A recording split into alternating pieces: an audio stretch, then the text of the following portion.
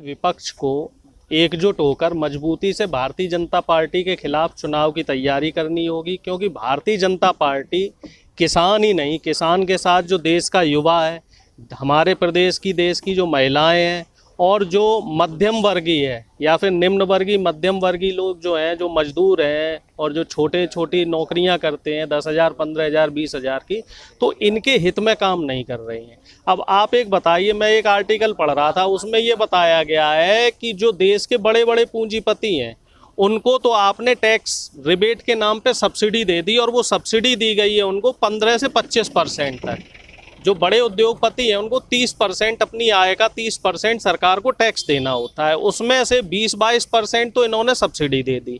Subsidy देने के बाद क्या हुआ कि सरकारी खजाना धीरे धीरे खाली होना शुरू हो गया। तो अब इस सरकारी खजाने को कहाँ से भर रही है ये सरकार? ये ऐसी सरकार, पहली सरकार ऐसी आई है जो चुनी तो गई है जनता द्वारा, चुनी गई है गरीबों द्वारा, मजदूरों द्वारा, लेकिन काम किसके लिए कर रही है? अमीरों के लिए।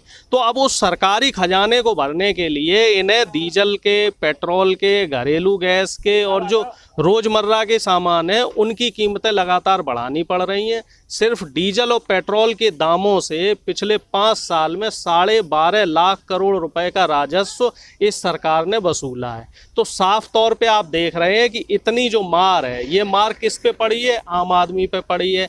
आम आदमी की जो जैसा कि आपको क्या लग रहा है कि जो महंगाई दिन पे दिन बढ़ती जा रही है, डीजल और पेट्रोल के दाम दिन पे दिन बढ़ते जा रहे हैं, वहीं जो है सब्जियां महंगी हो रही हैं, तो ये जो महंगाई का असर जो है चुनाव पे फर्क पड़ेगा क्या? बिल्कुल, इस बार का जो मुद्दा है वो महंगाई, बेरोजगारी और भ्रष्टाचार ही मुद्दा है। इस सरकार में भ्रष्टाचार, बेरोजगारी और महंगाई इतनी बढ़ी है कि आम आदमी की, मजदूर की कमर टूट गई है। इस बार आदमी दिवाली नहीं मना पाएगा। इस बार जो आम आदमी है, मजदूर है, उसकी दिवाली काली रहने वाली है।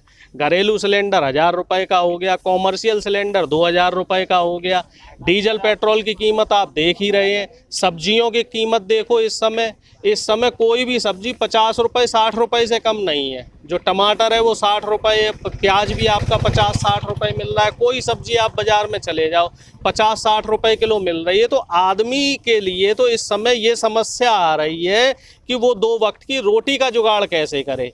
और अब दूसरी जो बड़ी समस्या आने वाली है वो है बेरोजगारी, क्योंकि योगी आदित्यनाथ जी ने पिछली साल कोरोना की आड़ में लेबर लॉ को ख़त्म कर दिया था, और लेबर लॉ ख़त्म होने के बाद सिर्फ अगर हम उत्तर प्रदेश की ही बात करें तो 2 करोड़ से ज़्यादा लोग बेरोजगार हो गए हैं, और पूरे भारत की बात करें तो 8 करोड़ से ज़्यादा लोग बेरोजगार हो गए हैं। और इसकी मार कहीं ना कहीं उत्तर प्रदेश के 2 करोड़ परिवारों पर पड़ रही है।